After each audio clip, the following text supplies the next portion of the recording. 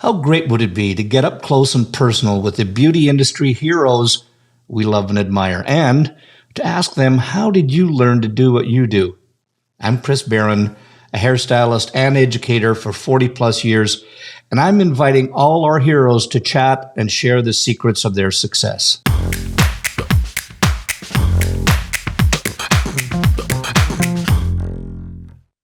Well, my friends, welcome to another episode of Headcases. And I particularly loved having this conversation today with my guest. He was originally from London, England, and he began his career at Vidal Sassoon's, and he quickly became the salon organization's general manager. He went on to acquire and run, and catch this, a collection of 320 salons in the UK. He launched AVD Cosmetics and grew it to over, and again, check this out, $40 million in sales.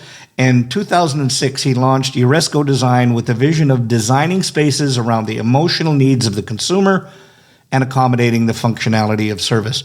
His educational background is, and I don't know if we have to call him doctor or not yet, includes a doctorate degree in behavioral psychology. He has been the keynote speaker, including ISPA, Intercoiffure, ISBN, AVD Congress, Serious Business, and Euphoria.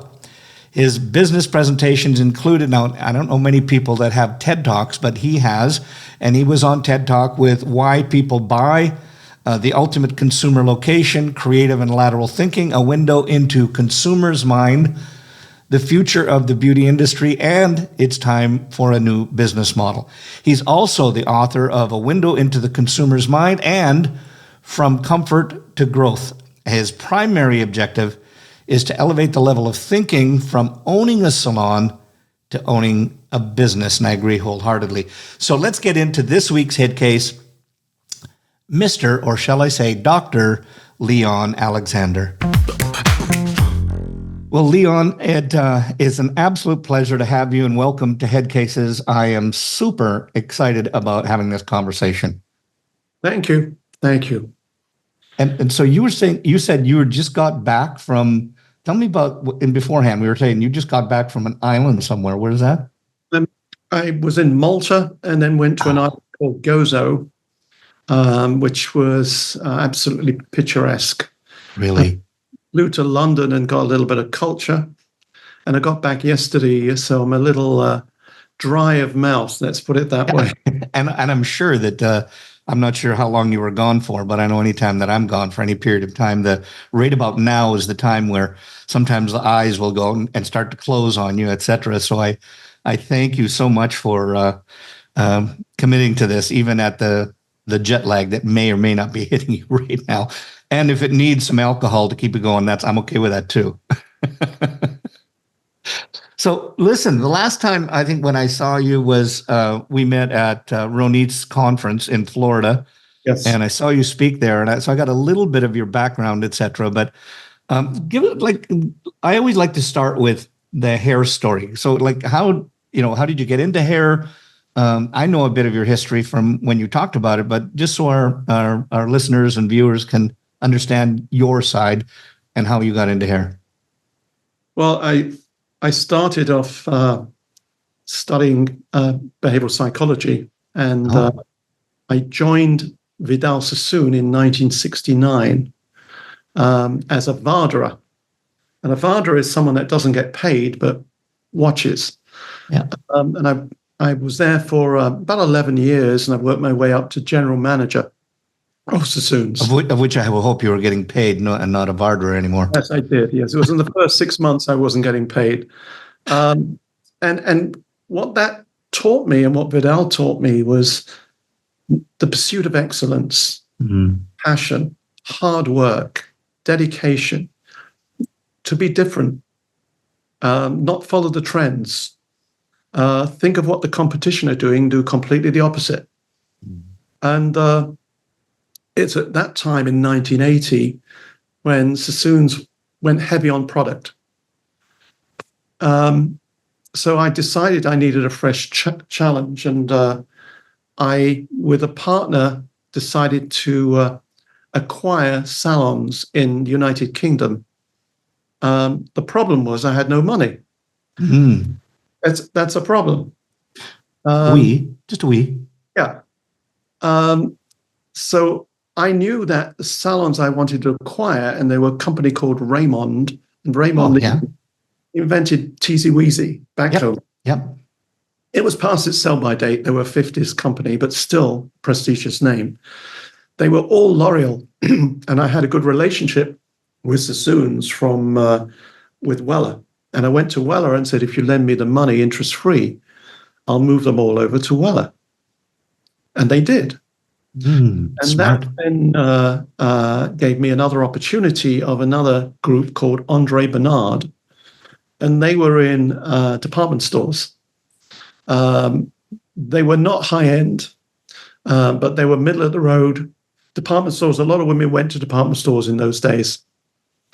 I did the same thing. They were Schwarzkopf. And I went back to Weller, said, another opportunity for you. And they lent me the money to acquire it interest-free. And I kept on doing that for 5 different companies until we ended up owning 320 salons at one time. But we kept the culture of the names of each one. And I kept the person running it because they knew the culture. So you could go into a town, to use an example like Dallas, and we would have 5 salons there, all aimed at socioeconomic groupings and different types of individuals. The economy changed in Britain. Interest rates went right up. And I saw this as a time to make a change. And I had had an offer from L'Oreal because they were losing market share to Weller. But integrity comes in. And they gave me an offer, and I took it to Weller and said, look, I don't want you to beat this offer, but if you just match it, you've got first refusal, because I wouldn't have been where I am today without you helping me. And they did, and they acquired the salons. It was at that time I met an individual who was had a wonderful essence about him. And I asked him what it was, and I have no idea. It's 93. And he said it was AVD. And he had this aftershave, which I thought was very natural.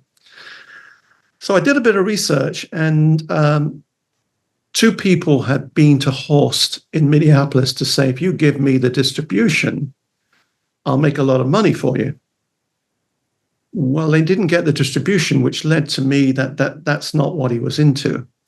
So I did a lot of research, and I went with my partner and said, if you give me the distribution, I'll make sure your message is in every bathroom in the United Kingdom, so that his environmental message was that way.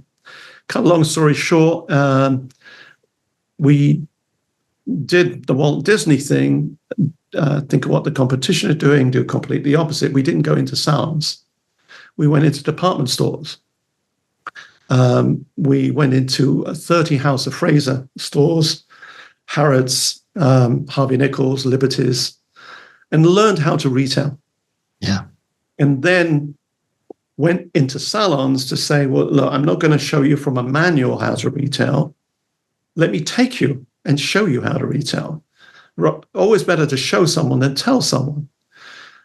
So we then launched into salons in the United Kingdom and went into Ireland and Hungary and different places in Europe as well. The year was 1997 now, 4 years later. Estée Lauder acquired AVD, and they wanted London as prestige, and they bought out our company. I then went to Minneapolis at a distributor meeting, and I met a gentleman there called Edwin Neal, who invited me to be a consultant to Neal Corporation in 97. And I joined in 97, and I basically said, I don't want to do what you've got. I want to see what you've not got. And they had all these AVD products on shelves that salons had designed behind desks and glass shelves on wooden shelves. There was no corporate identity to the brand. The products were good, but you have to have an environmental psychology to market these. And so I went and designed a collection of furniture for Veda, and then realized nobody wants furniture. They want to sell the products through, and put together foundations for them, shelf talkers, graphics, lighting, etc., and to subliminally be in a buying environment. I broke away because it became cookie cutter for me. I needed more creativity in 2006 to launch Eurisko Design with a view of designing space around the emotions of the consumer, accommodating the functionality of service. And that brings you to where I am today. Wow. I mean, that's a hell of a ride. And I want to just go back for a second, because what I hear, I sort of hear this common element of what's the meaning of a company and what's the culture within the salon. And what I was so impressed with was when you were talking about when you acquired all the salons, is that each one stayed true to its own culture. Because I hear that from, I have a really good friend. I'm not sure if you were familiar with all the Chatters chain out throughout Canada and the US. And Ken is a very good friend of mine. And he said that as soon as this acquisition company bought the Chatters group, that it immediately changed, and they lost a lot of their people. Because that's what can often happen is people come in and probably with all great intention want to help to grow profit, but they lose the culture. How did you see that was something to be there? What was the insight that you saw that had to stay? Well, they had been established operations for many, many years, and their CEO was influenced in doing that. So I retained the CEO on an interest of the business to keep him involved in it, and that way I relied upon him to continue that culture. The advantage was this: we didn't dramatically grow the business, but we dramatically grew the bottom line. And the reason being, we've got 5 or 6 corporations. You don't need 6 corporate offices. You don't need 6 secretaries to greet them at the corporate office. You don't need 6 capital equipment. So we amalgamated all of the corporate offices into one building. And that cut overheads dramatically and increased profit tremendously, because you can't, if you've got 320 salons with different cultures, you can't, the only way you can really grow is price increase or expand organically, but you can grow profit by cutting back on overheads that are unnecessary. And we made a dramatic change in having one corporate office, so I could meet with all of the we call them managing directors at the same building. That's amazing. And here's one thing that I find this so intriguing in our business. In our industry, because we have so many visual people, there's always that the bells and the whistles are attracted better, which means, if somebody is, they have a balayage that they see in a thing, and they want to learn how to do that, or there's a haircut or whatever, a styling thing, and that's the shiny object that we always tend to go for. And yet if people want to be truly successful at what they want to do, and they want to be able to have money when they're at the end of their career, and I know, because I was the same way at the beginning, and I had to fight like hell to make sure that I had a living at the end of it. And I think that business is the one thing that always tends to get the back seat. And when yet that, if you want to truly be successful at what you have, and to be able to have things for your family at the end of the day, it's really about how you do it. It's not just this shingle that you have outside. And just as a point of that is that sometimes business gets that lame rap that, oh, well, that's not so interesting, therefore I'm not going to study it or be a part of it. But I was watching on TV this morning, as I always like to do, my mindless time, as make myself a wee cup of tea and I watch the news or whatever's going on. and I was looking at the local channel, and they had on a guy that they brought on to talk about, I believe it was car insurance. And if you talk about how to save money on car insurance, was probably, in my mind, probably one of the least things that I would have wanted to see in the morning. But when they introduced him, they said, look, it is about saving money, but, and this is probably a very boring subject, but you have 300,000 people that subscribe to you on how to save money in car insurance. And that got me to thinking about, when we were doing this podcast today, is that everything that you've done is made successful businesses, or taking somebody that was successful and making them even greater than they thought they could be. And sometimes when you talk about, excuse me, business plans and being able to have foresight and planning and all of that, in our industry, it can sometimes take a back seat, because it's seen as, it's not the big shiny button. And what I'd like to do is just tell me, what's your take on that, and how would you, what would you say to the salon owner that's just looking for the big shiny button, not about their business, or the booth rent person, or even the stylist that's listening to this program, that say, why is it business so important to me, or even at whatever stage I'm at, why is that so important? Well, I've always believed that you don't own a salon, you own a business that happens to be in the beauty industry. Bingo. Right. So the level of financial success for a salon is determined by the foresight of the business model. The effectiveness of the business model is determined by the quality of the business plan. And the success of the business plan is determined by sheer courage and a total application to implement that plan. I have never relied on a business plan. What I have, and I've used it on every business I've started, I've got a strategic blueprint. And a strategic blueprint is one sheet of paper. On the left-hand side, I put my core purpose, my vision, my mission, my sustainable competitive advantage. What do I have and what do I do that nobody else does? And it's the same as my business. The next column, I put in my resources, human resources, financial resources, technological resources, because if I don't have that right, I can't achieve my vision and mission. The next one I have are, what are my initiatives? I might have 3 or 4 initiatives. I want to do this over what period of time?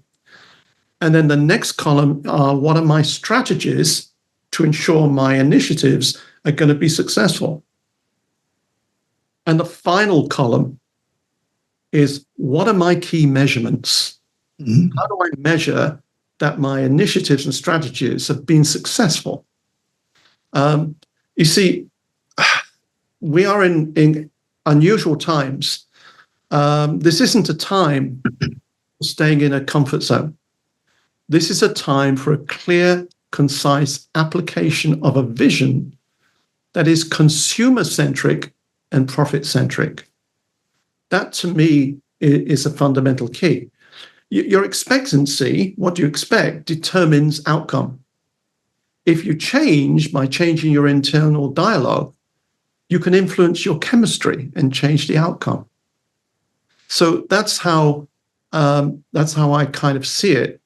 I basically I see them as businesses, and I make sure that I give myself every success for that to flourish and be profitable. I'm consumer driven and profit driven. So it's designed around the emotions of the consumer, like Apple stores do, Yeah. accommodating the functionality of service. In your excuse me.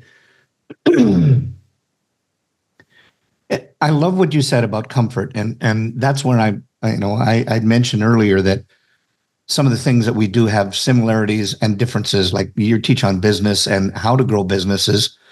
What I do is on training and on skill set, but invariably, and I'm just trying to listen to the people that are listening and watching and saying, well, that sounded like a lot of business talk. But if you really look at it, all you're doing is looking at, what do I have? What does the consumer have? Where do I meet in the middle? And how do I make sure that I grow? And there's always that fear and the comfort level that's in there. When I go in to talk and teach, whether it's a training skill or a teaching skill, there's always that thing in the back of our brain. We all know that amygdala that sits in the back of our brain is always telling, don't do it. You're going to get laughed at. It's not going to work. You're not worthy, etc.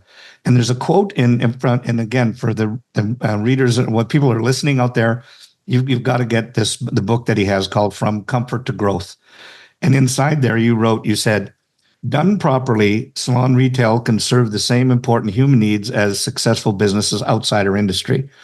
And you went on to talk about how discomfort, about what you do and how you do or what you advise people to do to get out and risk, as opposed to just sit back and say you can't do that. Can you just talk to that for a bit? Yeah, I can, and I'll relate it to the current situation in the industry. Currently, the beauty industry is in two distinct camps.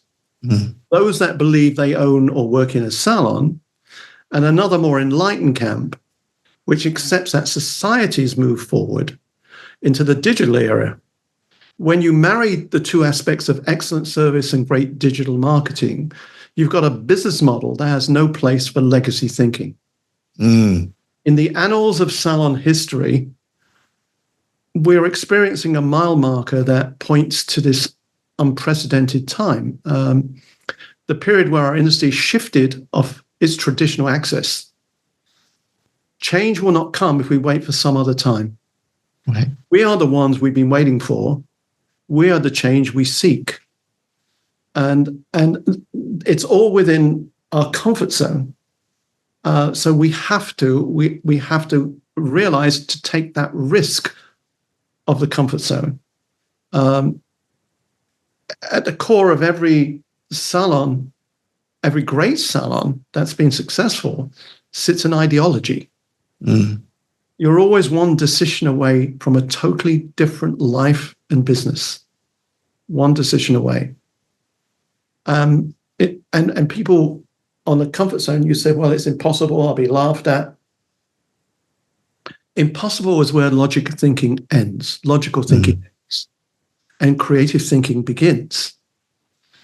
The world achievers have always been focused on the possible. And that's what they've done. So, I just don't call them salons. I call them businesses that happens to be in the industry. Words matter. They reinforce paradigms and perceptions. So stop calling them salons and see what happens. Vidal Sassoon never had the word salon at the end of it. He had Vidal Sassoon. Yeah. And Apple don't have Apple computers, and Starbucks don't have Starbucks coffee anymore. They just have Starbucks. They're just spaces where audience run with it, blow up the model, have fun, risk, reinvent. Just don't go down the traditional line and expect extraordinary results. Yeah. In order to get extraordinary results, you need extraordinary thinking and extraordinary application.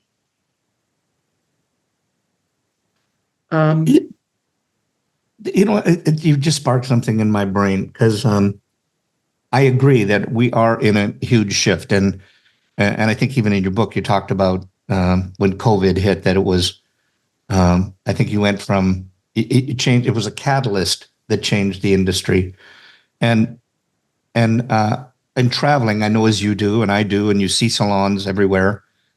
businesses, I'm going to change my terminology. When we go into their businesses, I find that while they might update or change their interiors, and sometimes the staff has changed or the client has changed, but yet I see the same 20-year-old thinking. And I'm not all salons, I'm not lumping everybody into one area, but I see so many people that need help because their model that they have is still a 20-year-old model of it's my name on the shingle that's outside the door. And this is the way I ran my business 20 years ago.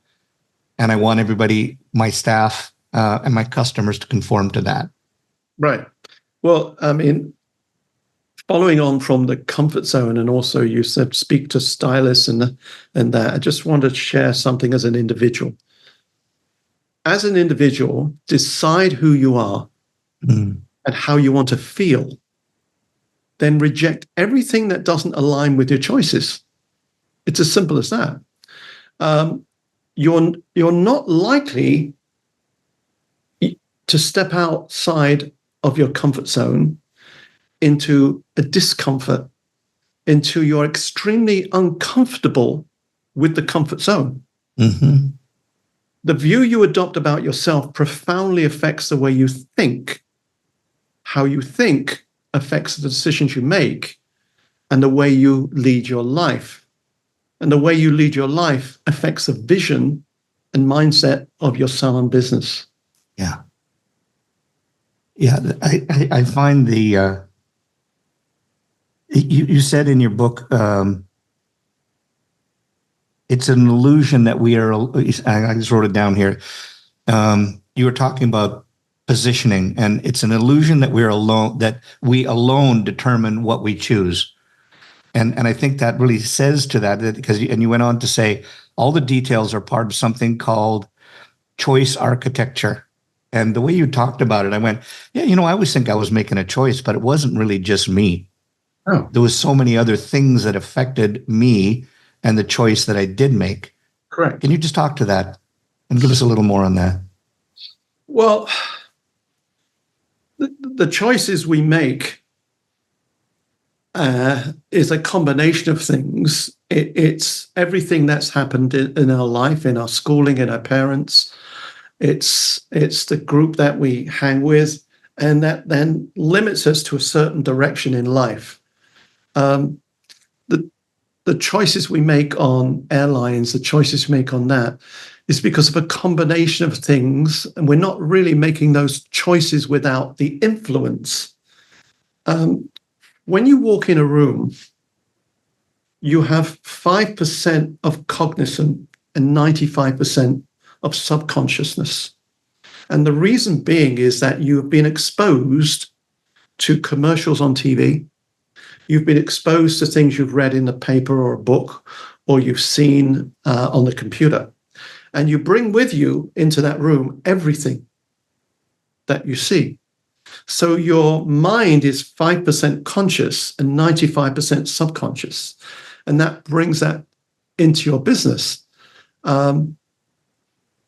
It's the risk factor, though. It's the quality of your salon business and your life is in direct proportion to the amount of risk and uncertainty you can comfortably live with. So that's how I see it, that we need to break the shackles and make sure that we are aware of the conscious decisions we're making. Yeah. So the people, I mean, because I think we've heard people have told it, just try something different. But I know that there's people out there that are just saying, okay, yeah. And what I think what I read from what you wrote would just had such a profound effect on me, that if one of those people would say, yeah, but because there's always that yeah, but factor. Yeah, but that's okay. That works for you. And yeah, but I'd tried that before. But what would you say to them just to, start to get something going so that you're willing to do a little bit more risk or try something different? Because and I see it everywhere. When I go in, I'll say, look, there's no judgment involved here. I don't care I prefer if you made mistakes. But I just want you to try something different and do this and do X, Y, Z. And I find that they'll go, that's it.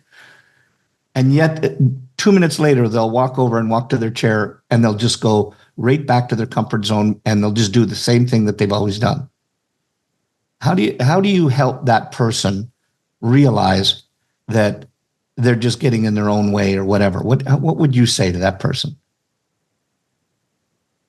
I've always been a believer that you can open the door for people to see an alternative and better way of doing things. Ultimately, as you know, it's their call and their decision. Mm-hmm. I wrote this a couple of days ago, so it's not in the book, but I think it's profound in how somebody should live their life. Each of us must affirm our own individual creativity. We do not choose to be born. We do not choose our parents. We do not choose our historical epoch, the country of our birth, or the immediate circumstances of our upbringing. But we do choose how we live, with purpose or adrift, with joy or joylessness, with hope or despair, with humor or sadness, with a positive or negative outlook, with inspiration or defeat, and with honor or dishonor. No matter how indifferent the universe may be to our choices and decisions, those choices and decisions are ours to make. In the end, our own creativity is decided by what we choose or refuse to do. As we decide and choose, so our destiny is formed. So you can give someone tremendous education. Ultimately, it's what they do with it. And the industry falls to simplify it falls into three categories. There's people who will never change. There are people that get it, but don't do it straight away. And there are people who are pioneers who say, I want to move with AI. I want to move with technology. I want to move consumer-centric. And that's the same in any other industry. But more restaurants go down than salons. They may cook well, but they don't make a profit. So it's not about the quality. You have to have impeccable standards as far as the service you give and the services you work on. That's a minimum bare. Today's initiatives are tomorrow's minimum standards with increasing rapidity. Wow. I'm just saying wow here, and I apologize if I'm cutting you off, because how I always find that, and my everything I've been about is hair, and I always find that when a trend happens, it happens everywhere at the same time. One person doesn't do it. Right. It's like you can be in London or Australia or Canada or the US or Japan, and the similar things will happen at the same time. And we always used to say, whoever put their name on it in a magazine, they got credit for it first. But I find it happens universally if you're keen and aware enough to look for it. And you used a word there that just blew me away.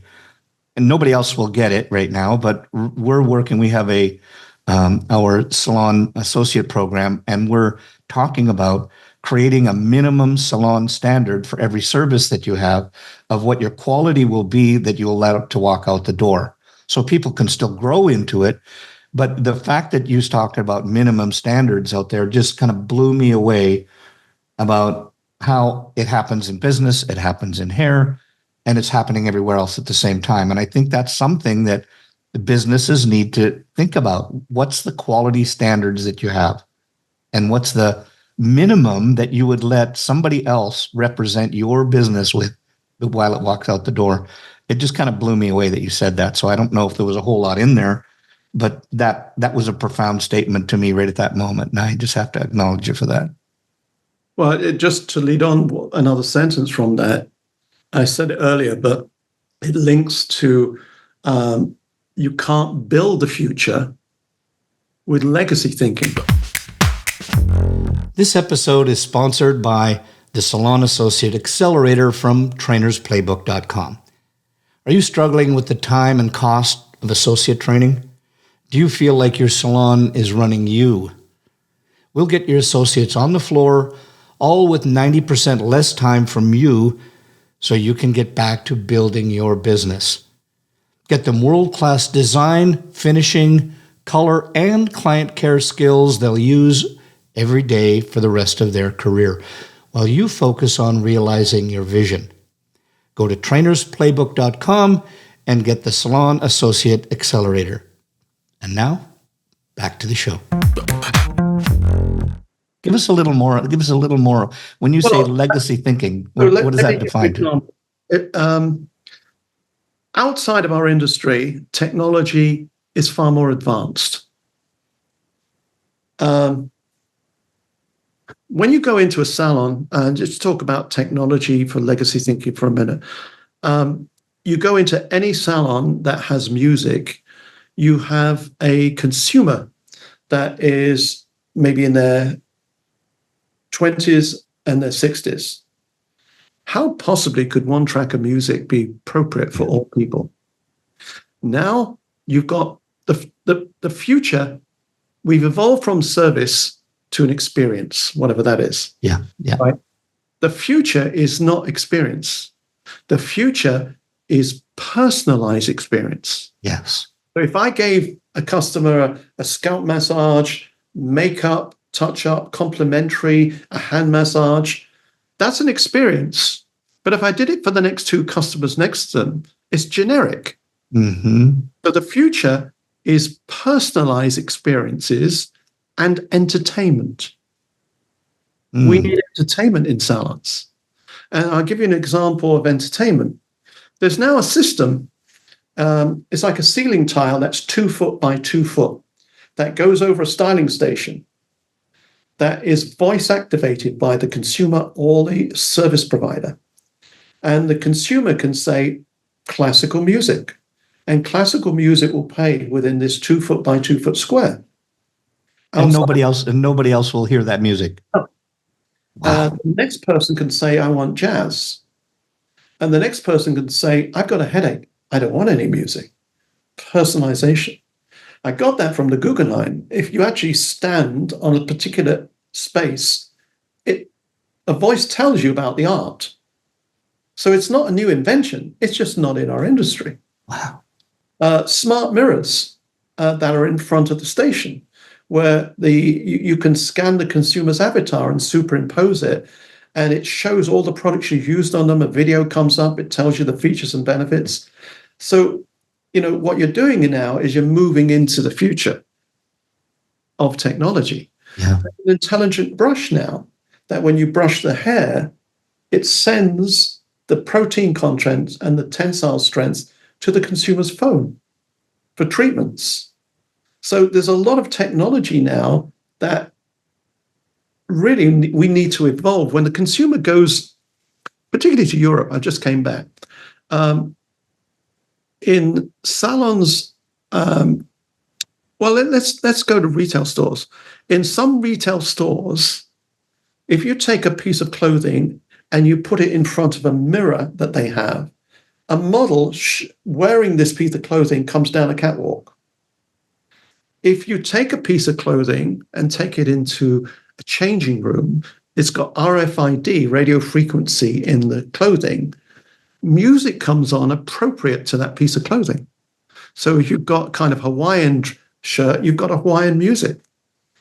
If you do want to try on a piece, a clothing, you can scan the avatar inside the changing room. So the consumers are getting this experience and experiences outside of our industry. They're coming into our industry and getting nothing new. They're not getting entertained. Yeah. They're getting a service and going. Retail, it's another big bête noire for salons, because now a high proportion of people are buying products online. I buy products online. So I understand that. So we have to make it easier for them and make three different ways of buying retail. If you have someone in the chair, that's the place to capture them with smart mirrors. When the consumer gets up and walks to the desk, the stylist continues with the next client, and it's a lost retail opportunity. Our retail sales in our industry are very low to what they should be. Every single one of these people buys shampoo. Yeah. They just don't buy it in salons. So we need to actually get into not legacy thinking, but the future, and design salons as entertainment centers and with personal experiences. We need to emulate the best practices of Michelin restaurants in service, the best practices of marketers like Walt Disney, the best service retailers like Apple. They study the consumer and build their model around them. And there's no reason why we can't do that, or at least some of us can. Yeah. Go ahead. No, sorry, I didn't mean to jump on you there. It's making so much sense now. And I remember I was shopping for glasses, and I saw this thing on, I believe it was Warby Parker. Yep. That if you go on their site and you pick a pair of glasses and you look in the computer and you're wearing the glasses, and it's not like the thing on Snapchat where you've got a funny looking mask on you. It's the exact, you look like you're wearing them, and you can turn side to side and it looks like you're wearing those glasses. And that kind of blew me away. And I'm sure that's just such an infantile reflection of what you're talking about, but that's what came to my mind when you were talking about that. Modiface has makeup where it superimposes the makeup on the screen of that particular thing. It scans your avatar and superimposes it. In Australia, they've got a system now that you can have 100 different colors of hair to see what it looks like. And the technology is really good. When it first came out, it was not very good, but it's improved. So yes, the technology is out there. It's just not in our industry at the level it should be. Yeah. And which means we're going to have to search for it, huh? Right. I mean, personalized experiences are the key to any business. A maitre d' greets you and brings you through, and he recognizes you and he knows what you have regularly. Yeah. You feel good. We mystify the idea of a personal experience like it's a dark art. Right. But at the molecular level, all experience is just an amalgam of content: emotional, physical, digital, and intellectual content.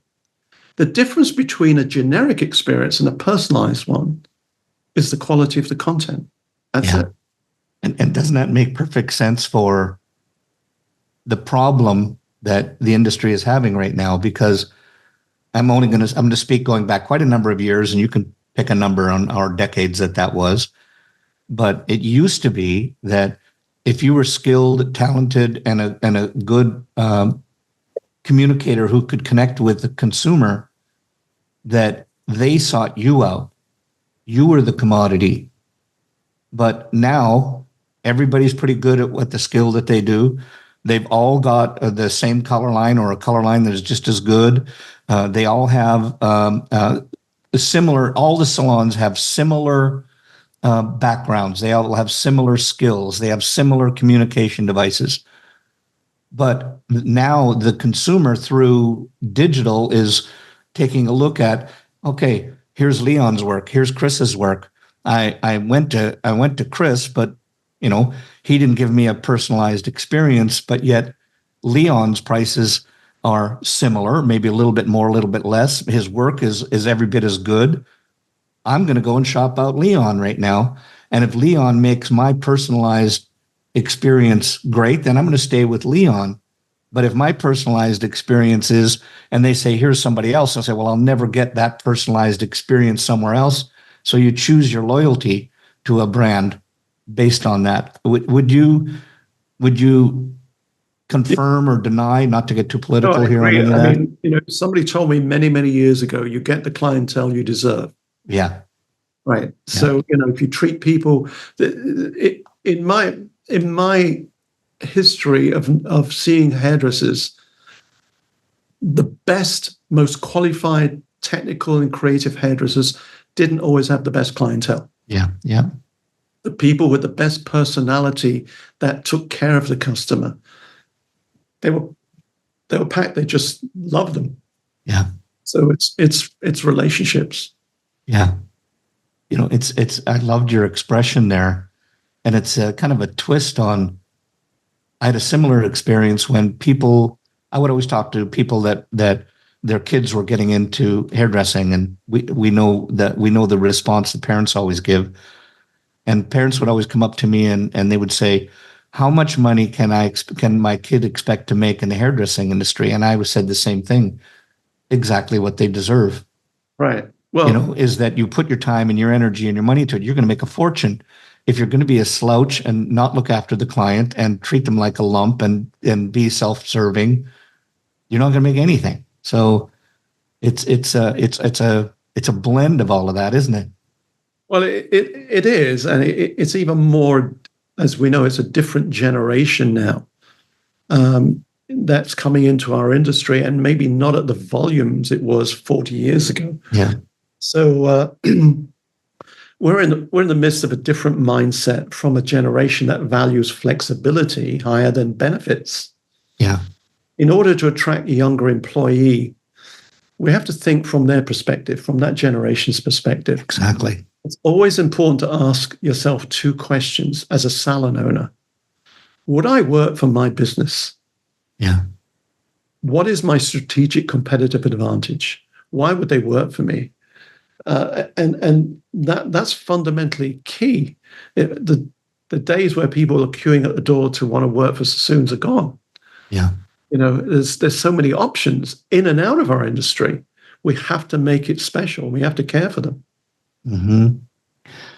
And so I'm just wondering, is that, do we need to evolve? I mean, I think, well, duh, there it is. We have to move from that legacy thinking of here's the way it always was to here's what I need to do differently now. And in your book, which I thought kind of fits with this question so much, or this situation, I loved, there was a metaphor that you used for evolution based on the Mexican tetrafish. And the one that was, yeah. Can you just talk to that and how that metaphor applies to whether you're a salon owner or a stylist working within or an associate or apprentice just starting out, how does that apply to us? Well, just a short précis of that for people that have not read the book. The Mexican tetra adapted in deep water that there was no light. And they adjusted by losing their sight, but they gained more senses of where food was. So they adapted and they didn't die. And if we don't adapt as individuals, as businesses, as an industry, we will die. Yeah. I mean, there's no point in not being direct about it. You have to adapt. And I use the Mexican tetra as an analogy of how they lost their sight purposely to gain other senses to find food. They adapted. A lot of people have not. I mean, Swiss watch companies didn't adapt to the digital time. So, there has to be a paradigm shift in our thinking to perpetually evolve and, if possible, create the change. Yeah. Sassoon created the change. Elon Musk created the change. There are pioneers out there who created change. We all can't do that, but we can make sure that we are on the coattails of that change. Yeah. Yeah. Because, I mean, while the change wasn't the same, if you looked in the 60s when Vidal was the pioneer that took us from shampoo and set into architectural haircutting. And then in a lesser way, we had similar things that happened like in the 90s where certain trends happened. and salons did or didn't survive based on the shift and the evolution that they did or didn't make. And so I don't think that what happened to us in COVID, and I loved how, I can't remember the exact terminology that you used about that it wasn't it became a catalyst for change, and if you made the change, you were, you're on the upside of it right now. But I think that's something that I noticed that people need to do is we've got to change to the way that the consumer, the new talent that's coming in, and the way the technology is with us right now. And I think that's just so critical, or we're going to go back to that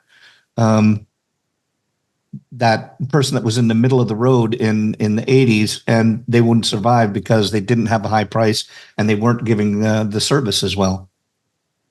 Correct. Yeah. I mean, we just had to evolve. If you're still operating on pre-COVID business model, you're behind. You're behind it. You just needed. It was an opportunity for some. It wasn't cataclysmic. It was a catalyst for some. They saw it as an opportunity. Some saw it as a disaster, and it was a disaster. But it's how you turn it around. That's fundamentally key. And you've got to have self-belief. Yeah. You must. Almost every successful person begins with two beliefs. The future can be better than the present, and I have the power to make it so. Wow. That is profound. Can you say that again? The future can be better than the present, and I have the power to make it so. Yeah. Yeah. That is, and because I think it's that self-belief that we talk about, right? That you have to be able to believe, you got to believe in yourself first, otherwise it's never going to happen. And the results you want are never going to happen if you don't have that self-belief. Yeah. So it's powerful. The key to success is to risk unconventional thoughts. Convention is the enemy of progress. Yeah. And I think, is it human nature that we sometimes reject that? I'm saying that out loud, and I'm not even sure if it's a correct thinking or not, because I think we can talk about that, but is there something in our DNA that keeps us, while we know we should change, we know it's there, is there something in our DNA that keeps us from doing it? It's our background. It's our background. Yeah. If somebody has been brought up in a particular way with strict beliefs, it's hard to break that. Yeah. Hard. Yeah. If you are, and it doesn't work. There's no panacea. That's the right answer for everybody. It's an individual thing. If you're born from working class and you loved your parents, but you didn't want their lifestyle, and you have the drive, like Sassoon, I use him as an analogy again. He had that drive. He wasn't born with a silver boot. He was in an orphanage, but he had that drive, and he had integrity. And that's something I want to share, really, the integrity of it. Our salon business achievements are shaped by the strength of the foundations we set. Yeah. We must be true to our beliefs, dare to be ethical, and thrive to be honorable. Integrity is the highest ground to which we can aspire. Mm-hmm. And if you keep that at the forefront of what your value system is, what is your value system? That's why I put on the strategic blueprint, what are my values? What are my core beliefs? What are my mission? What are because the values are so critical. And you share that with your staff, and you share that with the media, and you share that with your clients. So that to me is critically important, the value system you have. What would you say if and again, I apologize. The synapses in my brain are going crazy here right now. But what would you say that if I know what my values are, and I know what my beliefs are, and I have that ingrained in my system, and I do that on my my strategic, I can't remember my strategic board that you talked about at the very beginning. Would I say that to my potential new hires? Say, here's my values, here's my Absolutely. code of honor, for lack of a better word, and say, are you willing to live by that? So I go into salons all the time, and I hope to have 5 minutes to stay in reception to get a feel of the thing before the owner comes. One of the questions I ask is, what is your mission statement to the salon owner? I get a mixed replies of, well, we did one once, or we don't have one, or we've got one and it's in the office. Okay. Do your staff know your mission statement? If I was to ask them, they become a little uncomfortable at the time. Yeah. Do your clients know your mission statement? Does the local media, the newspapers, know your mission statement? If you believe in a vision, a mission, and a value system, then why not share it? Yeah. That is who you are. And you should be proud of it. Yeah. What's your vision? These are my values. This is my mission. Share it. And you will gravitate to people who think that way about you and your business and want to work for you. I remember doing a program at the Ritz-Carlton, not for the Ritz-Carlton, we were doing it there.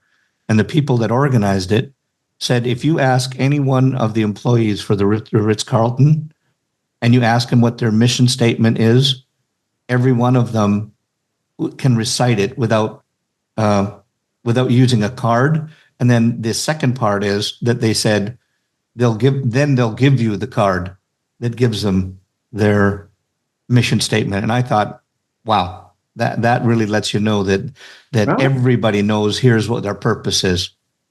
Well, it's all about your future, salon's future, and you've got to have people that want to work for you. There's no such thing as being fashionably late for your salon's future. Yeah, yeah, yeah. I think you're fashionably early for your demise, then probably. Well, Leon, this has been. We've come to that part where we're sort of rapid fire right now, and I just said this has been absolutely entertaining, and I love this part because I'm really interested to hear your answers, because I think you have got a brilliant mind, and I'm always interested in finding out what people come up with when I ask them these questions. So, first of all, and this is the one that I'm really excited to hear what you say. What turns you on in the creative process? Oh, that's a great question. I want to perpetually reinvent, think and reinvent. Never ever settle for your laurels. It's something new, different materials, different look. Go outside. I get most of my ideas outside the industry. Interesting. I go to design companies that are cutting edge. I go to technology companies that are cutting edge. I go to different ways of designing things. So that's what turns me on, is to learn from incredible companies that are doing amazing things with technology and design. Because I love that you said that it turns you on. What turns you off? What turns the creative process off for you? Traditional, boring. Just I don't get excited by that. Yeah. Traditional, laminate, boring stuff that is, the shapes aren't sexy. Yeah. It's not. And I always ask for permission to speak openly and honestly. Oh, interesting. Ask for the vision, and I then ask for permission to give an alternative opinion. I respect their view, but integrity doesn't. If I know that they're not maximizing the potential of their business, see, the goal is not to increase the business. The goal is not to take the business to the next level, because I'm not even sure what that means. Yeah. If I increase the business by 2%, have I achieved my goal? No. The goal is to maximize the potential of the business, period. And if you've got 1,500 square feet or 5,000 square feet, you have to maximize the potential. If you're a hairstylist, a service provider, you are in business because your income is determined by how you take care of the customers and what you sell. So we're all in business as hairdressers, as salon owners. We're all there to maximize the potential of our businesses. What do you love most about our industry? I love the ability to share best practices. I think certainly at the top level, there's some very smart pioneers who don't mind sharing with others what they did and how they did it. That's a wonderful thing. I would add to that it is critical to learn from the best pioneers outside the industry as well.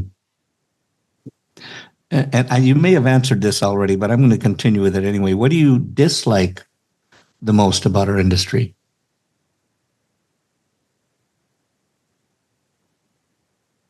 What I dislike the most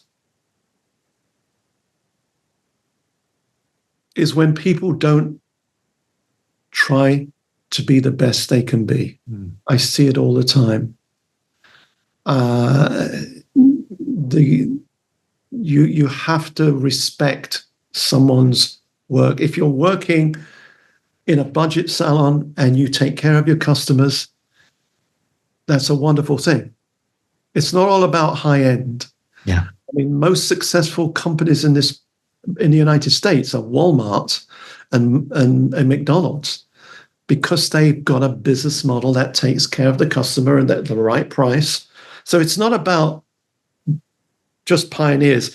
It's what I don't like is when someone's got the ability to do something and they just don't.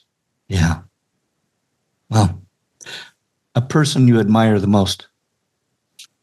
The person I would admire the most is,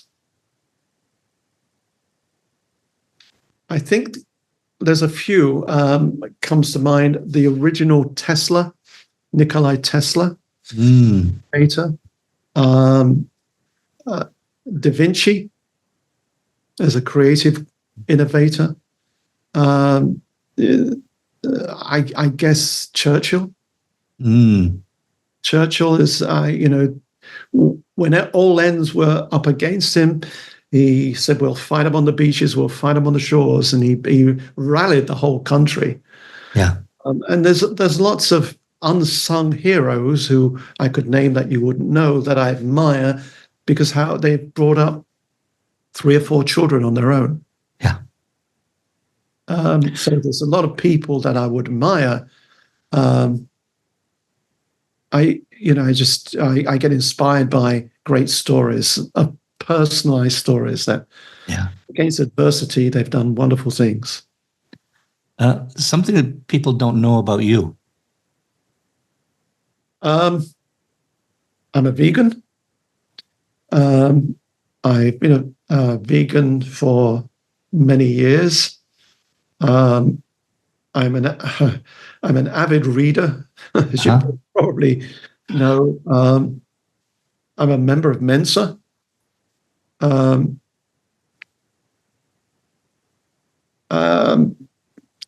speed walk every day 4 miles. Wow. And work out. I do boxing. I do all sorts of things. Yeah, I used to box. I led with my nose. So I went to coaching. That's smart. If you had a month off, where would you go and what would you do? If I had a month off, I would go back to the Far East. I'd split the time. I would probably in Nepal with Buddhism. I would spend time back in Milan with fashion. I just wouldn't spend a month in one place. Got it. Is there something that terrifies you?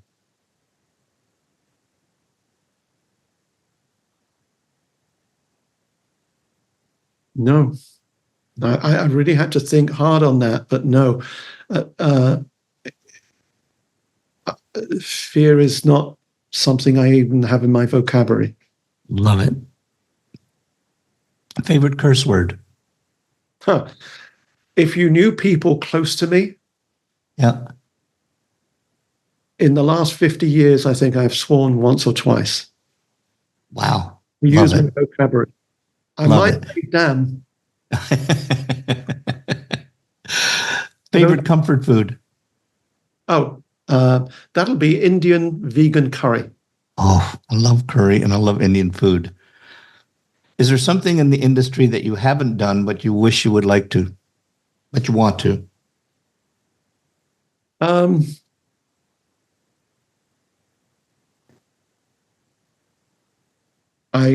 I've spoken at every event that there is. No, I don't think there's anything. I don't have Love it. Living it to the fullest. Yeah. Tomorrow, you couldn't have anything to do with the hair industry. What would you do? I would design. I'd design home furniture, contemporary home furniture. Oh, love it. I want the catalog when it's done. Okay, I've got one more for you, but just before we hit it to that, is if somebody wanted to know more about Eurisko Design, or wanted to hire you to come in and speak, or to have a consultation with them, or to have you take a look at their salon, how could they get a hold of you? Well, there's three ways. Website is euriskodesign.com. My email is eurisko1@me.com. And I guess my phone number, if you want me to share that. And Eurisko is spelled Eurisko, correct? It's Greek mythology for, I believe. Oh, I love that. I didn't know that until now, so thank you. So, last question. If you had one wish for our industry, what would that be? Oh, I would say, if I had one wish for our industry, it's a good question that I've been pondering for a while. I wish we had more recognition outside the industry. I wish that our name was a profession, which it is, rather than some people still thinking, oh, you're a hairdresser. You're not a hairdresser. You trained, you put your creativity in, so I just wish our industry was higher value. Yeah. I couldn't agree more. So, Leon, you obviously are, as a Mensa, the intellect that you put into our industry and the insight that you've given to us on this. I just want to say thank you. And I want to say, I know you're probably beat and tired, and yet you gave up your time to be on here. And I just can't thank you enough for that. So I want to say thank you for being on Headcases. And I certainly hope somewhere along the line, maybe at the next convention, that we'll get a chance to sit down and chat more as well. So thank you. There is one thing I wanted to say, that the book is complimentary to all your people. So how would they do that? What? They would just write to me, email, or they can get me on Facebook. Yeah. Leon Alexander on Facebook. Right, and then I just say it's Chris Baran's thing, and I want to elevate the thinking in our industry, and I'm giving the book away. I love it. So, and just for everybody if you're listening, and remember, the book is called From Comfort to Growth. And if you just put on Headcases or Chris Baran on there, and he will send you the book complimentary. And I'm sure you just get a hold of him. All he's going to need is your email address, and he'll send that out to you. So, Leon, once again, thank you as not only an industry professional, but now as a true friend, I just want to say thank you again one more time. Thank you, Chris. Appreciate it. Absolutely pleasure. Thank you. And listen, for those of you that are listening or watching right now, the way that you can help us is if you just go on to whatever your provider is and you leave us a review and give us, a rating. Five was really good. If you want to do that and let us know how much you love it, then we'll obviously be able to help to affect more wonderful people in our industry. So I just want to say thank you. And Leon, again, thank you so much. And it's been an absolute pleasure. Thank you very much. Headcases is produced by Cut Action Media with Marjorie Phillips doing the planning parts, Lee Baran on the video bits, and Adrian Taverner mixing the audio jazz.